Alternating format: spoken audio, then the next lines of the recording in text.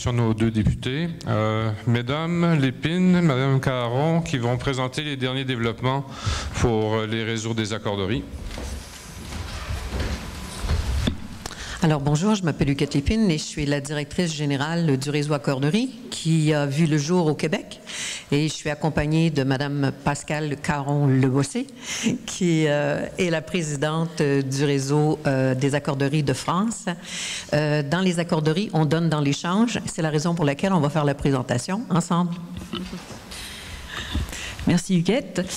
Pour préciser que dans mon parcours personnel, j'ai vécu 17 ans au Québec et donc j'ai aussi fait partie de ceux qui ont monté la première accorderie au Québec. Un peu d'histoire ? Oui.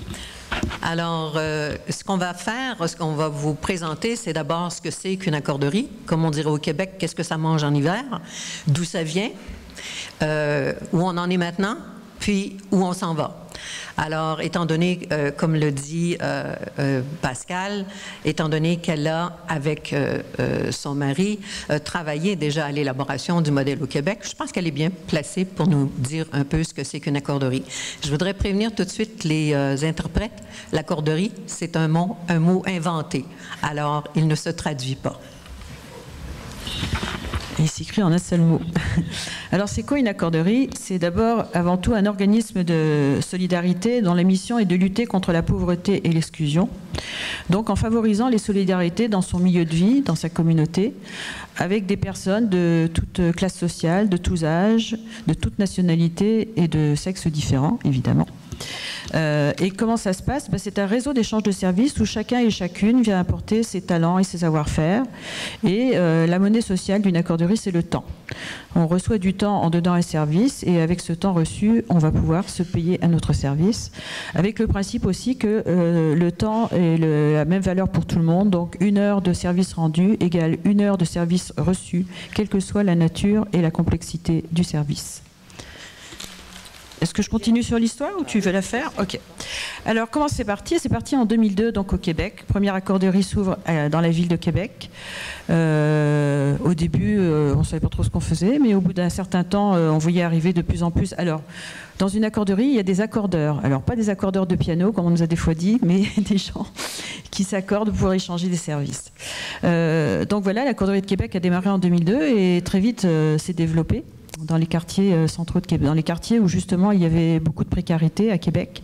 Elle s'est développée surtout sous l'impulsion et avec le soutien de 2 organismes qui sont d'ailleurs présents dans la salle. La Caisse d'économie solidaire des Jardins, dont le président actuellement Gérard Lérose est présent, je sais pas où il est, c'est pas grave. Et l'autre partenaire étant la Fondation Saint-Roch de Québec, dont Léopold Beaulieu, ici également présent, et toujours président, si je me souviens bien. Voilà, donc ces 2 organismes ont vraiment permis la mise en place de cette accorderie. Et puis, évidemment, on était très fiers de ce qui s'est passé, donc on en parlait beaucoup, et ça a suscité l'intérêt au Québec de développer ce concept. Et en 2006, alors cette fois-ci, l'appui d'une grande fondation québécoise, la Fondation Chagnon, il a été possible de créer le réseau accorderie, donc non pas au Québec, et d'implanter 3 nouvelles accorderies. Huguette, la suite.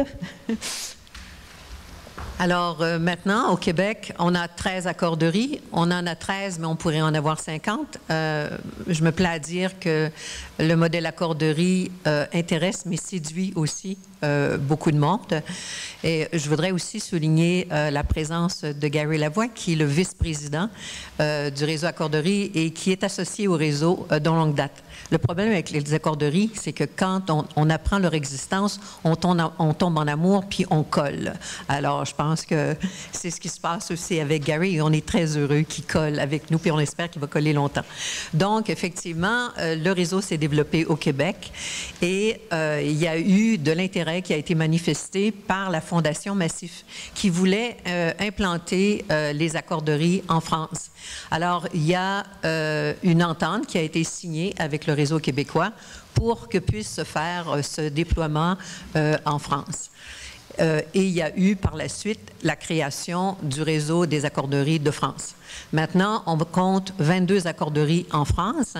Et puis, souvent, les gens vont passer une remarque en disant ils sont déjà 22. Il faut dire que le modèle s'est développé effectivement lentement, comme tout modèle, et qu'éventuellement, il a pris beaucoup d'expansion au Québec et la France a pu tabler sur le travail de structuration qui avait été fait au Québec. Puis, en plus, ils ont aussi pu compter sur... je n'étais pas pour dire les géniteurs, mais sur les gens qui avaient travaillé quand même au modèle. Alors, la situation actuelle, c'est ça, c'est 13 accorderies au Québec, 22 en France et de très nombreuses demandes à travers le monde. Que depuis 2011, on a reçu au réseau à Québec 220 demandes qui viennent autant de la Corée, de l'Argentine, des États-Unis, de l'Espagne, etc.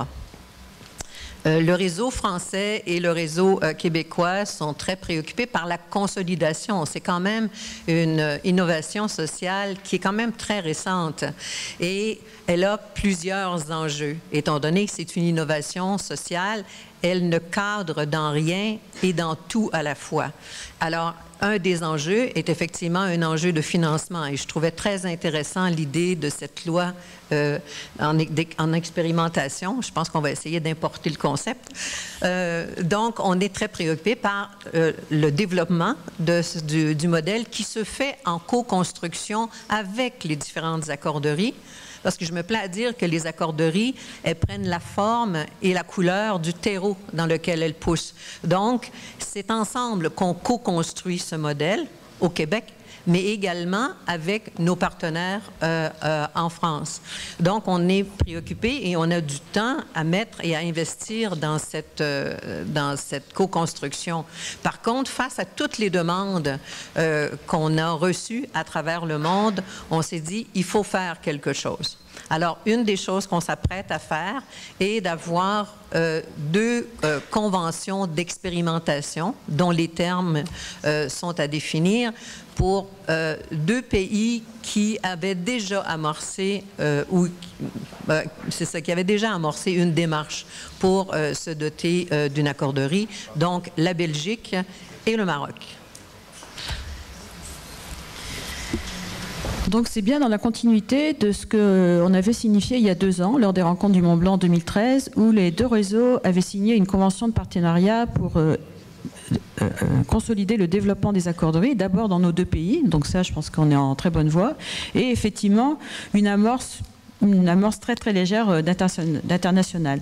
Aujourd'hui, c'est vrai que sur le programme, il y avait marqué lancement d'un réseau international. On n'en est pas là parce qu'on a beaucoup parlé de temps pendant tous ces ateliers. L'économie sociale et solidaire, ça se construit également dans le temps. On a besoin de consolider le développement donc dans nos 2 pays. Redémarrer dans d'autres pays, c'est pas si simple parce que justement une accorderie, ça a une charte, ça a des principes fondateurs. Il faut s'assurer que cette philosophie va bien être transmise. Donc, on part sur des conventions d'expérimentation, mais on part aussi avec une notion de temps à inscrire dans tout ce développement qu'on va vouloir faire. Donc, aujourd'hui, ce qu'on peut dire, c'est que cette convention de partenariat signifiée formellement il y a 2 ans aux rencontres du Mont Blanc, on la réaffirme ce soir avec une extension d'expérimentation dans 2 pays. Mais quand tu parles justement du temps, ce qu'il y avait au programme, on parlait d'une annonce d'une convention de développement international. C'est au programme, mais pour 2017. C'est un engagement formel. C'est peut-être pas un engagement formel, mais en tout cas, probablement que c'était ça.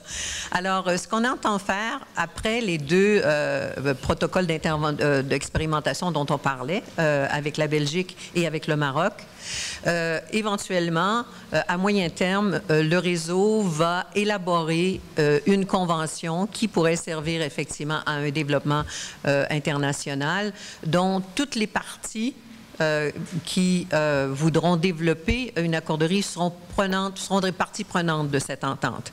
Mais ça sera davantage à moyen terme. Alors, c'est ce qu'on avait à dire, je pense, sur l'accorderie. Il y a bien d'autres choses, mais étant donné que le temps nous manque, on va s'arrêter là. Voilà. Vous pouvez aller regarder les sites accorderie.ca et accorderie.fr.